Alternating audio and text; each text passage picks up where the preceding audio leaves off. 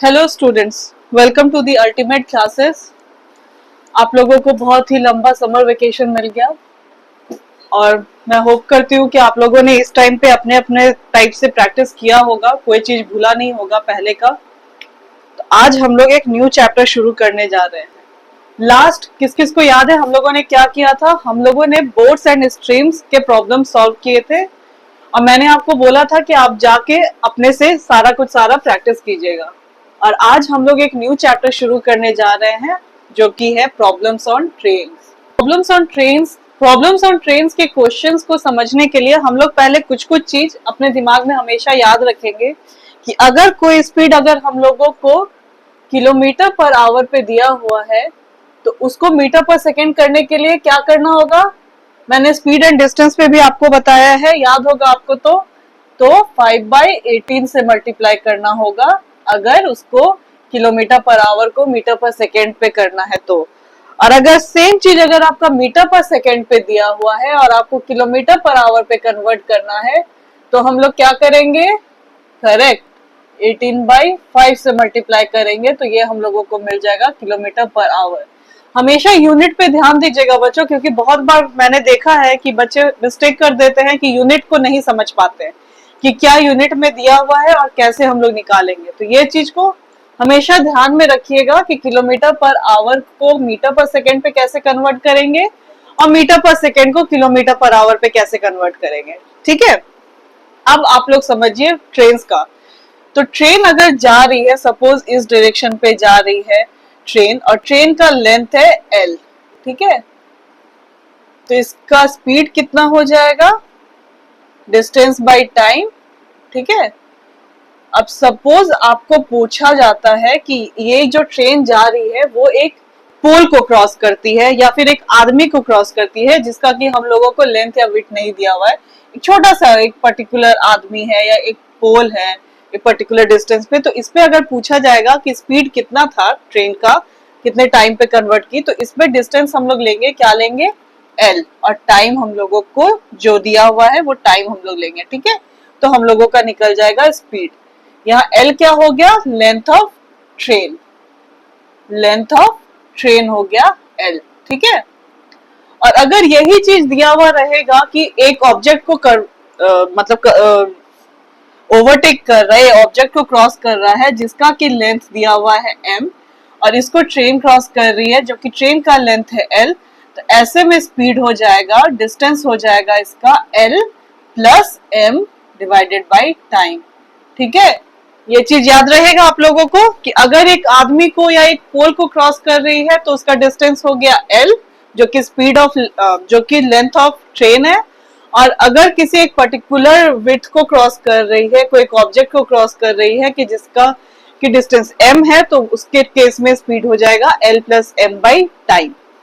ये कैसे समझिए? मान लीजिए कि कोई ट्रेन आ रही है और वहीं प्लेटफॉर्म पे एक दूसरी ट्रेन खड़ी है जिसका कि लेंथ m है, तो उस केस में इसको क्रॉस करती है, उसका एक टाइम दिया हुआ है आपको कि अ train of length L kilometre crosses a stationary train of m kilometer in suppose in 15 minutes, then calculate the speed of the train। तो इस केस में ये वाला फॉर्मूला हम लोग यूज करते हैं। ओके, देखिए क्लास, अब यहाँ पे ध्यान दीजिए, एक इंपॉर्टेंट टॉपिक है रिलेटिव स्पीड।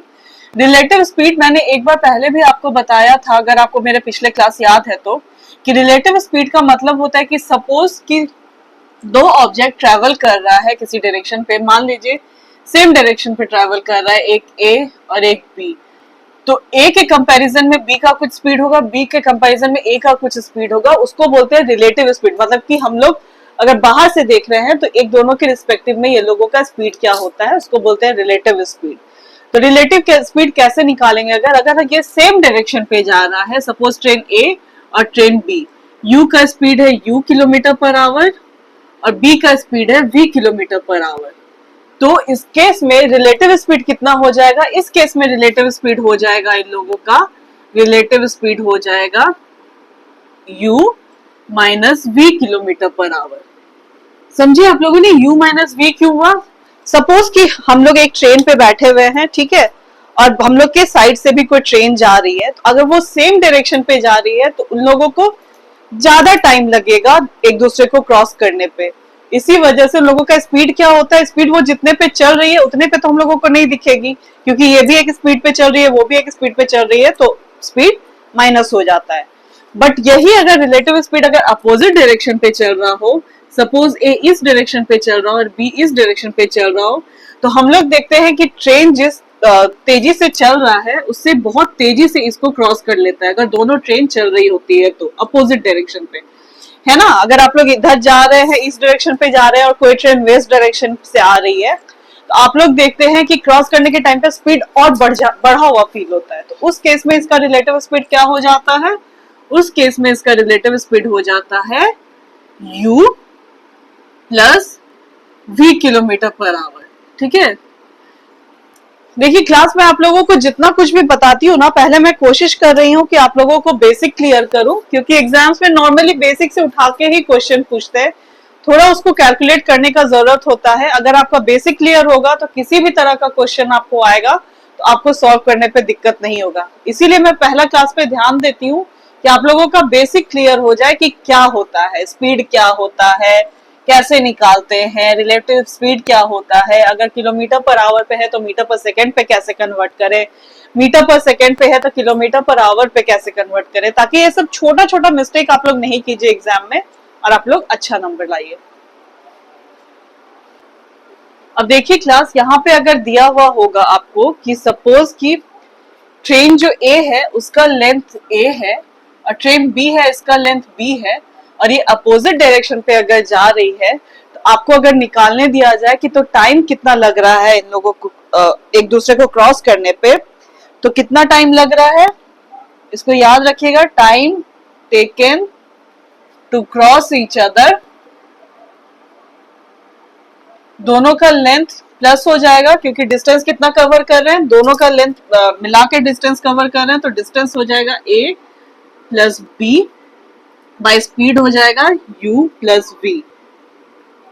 ठीक है, अगर किलोमीटर पर आवर पे है तो आवर पे ये आपका टाइम निकल गया, अगर वो अपोजिट से क्रॉस कर रहा है एक दूसरे को तब। ठीक है, और अगर वो लोग सेम डायरेक्शन पे जा रहा है, जैसे कि इस केस पे, और इस केस में आपको पूछा जाएगा कि टाइम कितना लग रहा है एक दूसरे को क्रॉस करने पे, तो डिस्टेंस तो यहाँ भी वही होगा, a और b अगर लेंथ है तो टाइम टेकन हो जाएगा, लेंथ हो जाएगा a, डिस्टेंस हो जाएगा a plus b, but speed हो जाएगा u माइनस v।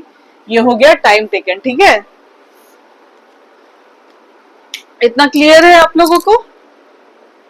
मैं जब क्वेश्चंस आप लोगों को कराऊंगी तो आप लोगों को और क्लियर होते जाएगा, अभी तो मैं बस ट्रिक्स बता रही हूँ। ओके, चलिए एक और इम्पोर्टेंट ट्रिक मैं बता देती हूँ। सपोज कि दो ट्रेन शुरू किया, एक पॉइंट ए से शुरू किया, ठीक है, और एक पॉइंट बी से शुरू किया, दोनों एक दूसरे की तरफ ट्रेन आ रहे हैं, और एक दूसरे को क्रॉस करने के बाद टाइम लग रहा है ए को बी तक पहुंचने के लिए ए आवर और बी को ए तक पहुंचने के लिए बी आवर। यहाँ समझिएगा यहाँ क्या बोल रहे हैं, तो इस केस में ए का स्पीड और बी का स्पीड का एक रेशियो फॉर्म जो होगा, ए स्पीड और बी का स्पीड का जो रेशियो फॉर्म होगा वो होगा root over B is to root over A. ठीक है, यहाँ क्या हुआ है ये आप समझने की कोशिश कीजिए। जब एक ट्रेन पॉइंट ए से शुरू हो रही है, ठीक है, और दूसरी ट्रेन पॉइंट बी से शुरू हो रही है, और एक से जो शुरू हुई उसको बी पे जाना है और बी को जो शुरू हुई उसको ए पे जाना है, दोनों सेम टाइम पे शुरू हुई। ठीक है, सेम टाइम पे शुरू हुई, तो एक पॉइंट पे जाके कहीं पे सपोज एक्स पे ये लोग दोनों एक दूसरे को क्रॉस करेंगे ट्रेन। ठीक है, और क्रॉस करने के बाद ए को बी तक पहुंचने में लग रहा है ए आवर लग रहा है, कब? जब उसको क्रॉस कर चुका है उसके बाद। ठीक है, और बी को ए पहुंचने में कितना टाइम लग रहा है? बी आवर, कब? जब उसको क्रॉस कर लिया है तब। ऐसे केस में ए का स्पीड इज टू बी का स्पीड का रेशियो हो जाता है root over B is to root over A. ठीक है, ये भी एक इंपॉर्टेंट ट्रिक है, याद रखिएगा इसको। आइए हम लोग क्वेश्चंस बनाते हैं तो आपके डाउट्स क्लियर हो जाएंगे। देखिए क्लास, यहाँ पे ध्यान दीजिए, सबसे पहला क्वेश्चन है, बहुत ही इजी क्वेश्चन है। A 100-meter long train is running at a speed of 30 km per hour. Find the time taken by it to pass a man standing near the railway line. तो सबसे पहले यहाँ question पे आप लोग ध्यान दीजिएगा कि ट्रेन का लेंथ दिया हुआ है मीटर में और स्पीड दिया हुआ है किलोमीटर पर आवर में। तो या तो आप एक काम कीजिए कि इसको किलोमीटर पे कन्वर्ट कीजिए या तो फिर इसको मीटर पर सेकेंड पे कन्वर्ट कीजिए, ठीक है, जैसा भी है, बट दोनों का यूनिट सेम होना चाहिए, तभी आपको आंसर मिलेगा, ठीक है। तो सबसे पहले हम लोगों को स्पीड दिया हुआ है 30 किलोमीटर पर आवर। इसको हम लोग अगर कन्वर्ट करना चाहें मीटर पर सेकेंड पे तो कैसे करेंगे, अभी मैंने आपको बताया था।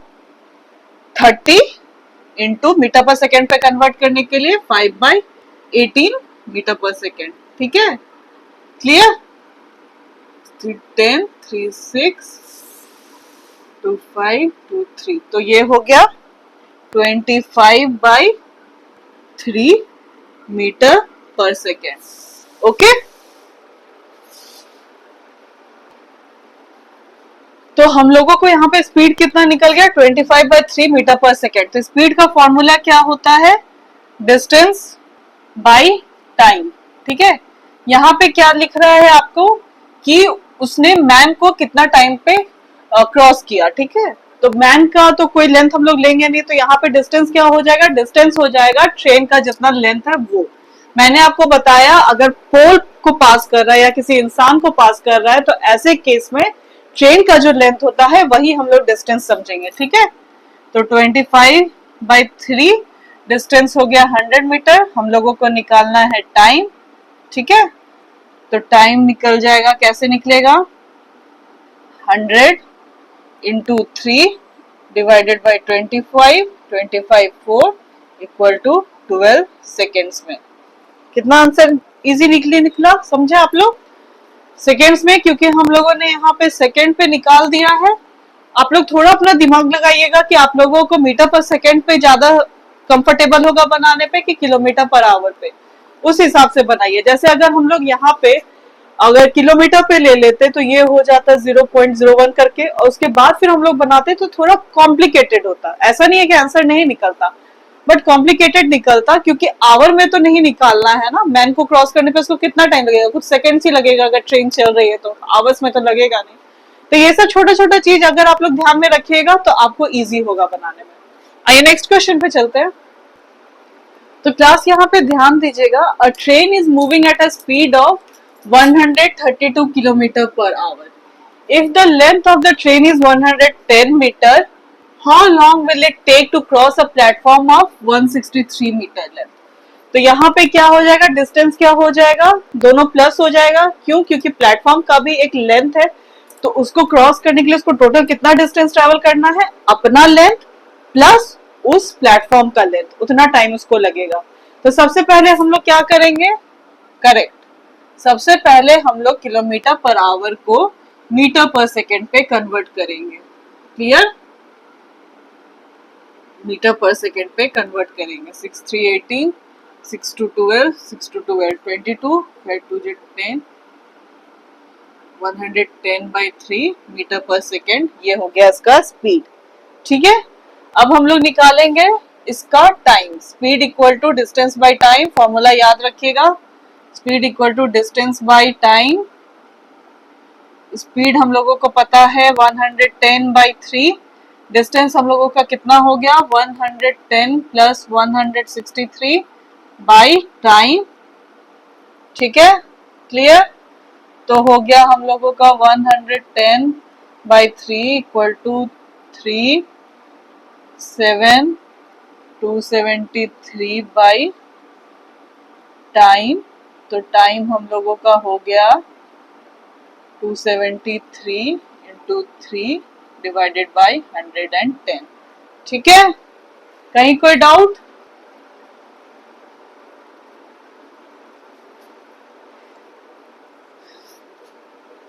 सॉरी मैंने यहाँ पे गड़बड़ कर दिया, ये 163 मीटर नहीं है, 165 मीटर है, ओके, 165 मीटर, ओके। अब कोई डाउट नहीं होगा, 275, okay okay, 11 10 25 5 2 5, that is 15/2 seconds, that is 7.5 second, ठीक है। 7.5 सेकेंड। ठीक है, यहाँ पे जस्ट मैंने लेंथ 163 गलती से लिख दिया था, वहां लेंथ है उसका 165 मीटर लेंथ। प्रॉब्लम समझ में आया आप लोगों को? देखिए, अगर एक मैन है या एक पोल है, उसको अगर क्रॉस करना है ट्रेन को, तो उसका डिस्टेंस हो जाएगा उतना ही जितना कि लेंथ ऑफ ट्रेन है। अगर वो कोई प्लेटफॉर्म को या कोई ऐसा ऑब्जेक्ट को क्रॉस कर रहा है जिसका भी एक नोटेबल लेंथ है, तब इस केस में डिस्टेंस हो जाएगा length of train plus length of platform या लेंथ ऑफ जो भी ऑब्जेक्ट है वो। ठीक है, कहीं कोई डाउट हो रहा है तो मुझसे पूछिए। इसी टाइप के क्वेश्चन आपसे पूछे जाएंगे और मैं आपको और भी वैसे बड़े क्वेश्चंस भी बताऊंगी जो एग्जाम्स में पूछे जाते हैं। आज तो मैं बस आपका बेसिक्स क्लियर करने के लिए सिंपल सिंपल क्वेश्चंस बता रही हूँ। अगर कोई कहीं कोई डाउट होता है अभी, तो अभी पूछ लीजिए, ताकि आपको कल की क्लास में कहीं कोई प्रॉब्लम नहीं हो। ओके, हाँ हाँ, तो यहाँ पे देखिए, यहाँ पे किलोमीटर पर आवर पे था, पर हम लोगों को मीटर पर सेकेंड पे कन्वर्ट करना जरूरी है क्योंकि ट्रेन का लेंथ मीटर पे दिया हुआ है। ओके, इसीलिए यूनिट को ध्यान में रखना बहुत जरूरी है। चलिए, आज की क्लास का लास्ट क्वेश्चन मैं करा देती हूँ। तो क्लास यहाँ पे ध्यान दीजिएगा, यहाँ पे आपको दिया हुआ है ट्रेन का length, a 160 metre long train crosses a 160 metre long platform in 16 seconds, find the speed of the train. यहाँ पे दिया हुआ है कि 160 मीटर ट्रेन का लेंथ है और प्लेटफॉर्म का लेंथ है 160 मीटर, और इस प्लेटफॉर्म को क्रॉस करने पे ट्रेन को कितना टाइम लग रहा है? 16 सेकेंड्स। तो इसमें आपको क्या निकालना है? स्पीड निकालना है। ठीक है, स्पीड निकालने के लिए सबसे पहले यहाँ डिस्टेंस क्या हो जाएगा? Distance by time. मैं बार बार फॉर्मूला इसलिए लिखती हूँ ताकि आप लोग फॉर्मूला नहीं भूलिए, ठीक है, दिमाग में आपका फिट हो जाए। तो डिस्टेंस यहाँ पे कितना हो जाएगा? 160 प्लस 160 डिवाइडेड बाय 16। ठीक है, कहीं कोई डाउट? कहीं कोई डाउट हो रहा है तो मुझसे पूछ लीजिए अभी भी। नहीं? तो ये हो गया 320 बाई 16, 480, तो ये हो गया 20 मीटर पर सेकेंड। ठीक है, ये आपका स्पीड क्या निकला? 20 मीटर पर सेकेंड। पर आपको ट्रेन का स्पीड हमेशा किस पे निकालना होता है? किलोमीटर पर आवर पे निकालना होता है, क्योंकि ट्रेन का स्पीड सेकेंड्स पे तो नहीं निकालते हम लोग कि 1 सेकेंड पे 20 मीटर ट्रेवल किया। इसको हम लोग हमेशा निकालेंगे किलोमीटर पर आवर पे। तो किलोमीटर पर आवर पे कन्वर्ट करने के लिए क्या करना होगा? 20 इंटू 18/5 किलोमीटर पर आवर, इतना ध्यान रखिएगा। तो 5 4 20, 4 8 32, 72 किलोमीटर पर आवर, ये है आपका स्पीड ऑफ ट्रेन। ठीक है, याद रहेगा आपको? अगर आपको ऑप्शन में मीटर पर सेकंड पे दिया हुआ रहेगा तो यहाँ पे निकालिएगा, बट अगर लॉजिकली आप कभी भी ट्रेन का कोई भी ट्रेन का स्पीड निकालते हैं तो वो किलोमीटर पर आवर पे निकालते हैं, मीटर पर सेकंड पे नहीं निकालते हैं। इसीलिए मैंने आपको यहाँ पे किलोमीटर पर आवर पे निकाल के दिखा दिया। ठीक है, इजी क्वेश्चन। आज के लिए बस इतना ही, सारे क्वेश्चंस मैंने करा दिए हैं। कल मैं थोड़े और इम्पोर्टेंट क्वेश्चंस कराऊंगी, जिस टाइप के क्वेश्चंस थोड़े टफ लेवल पे पूछे जाते हैं। ये तो बहुत बेसिक है, एक बार जाके आप लोग सारे फॉर्मूलाज को देख लीजिए। और हाँ, रिलेटिव स्पीड को जरूर समझ लीजिएगा कि रिलेटिव स्पीड क्या होता है और कैसे निकालते हैं। ओके, चलिए मिलते हैं नेक्स्ट क्लास पे। Thank you.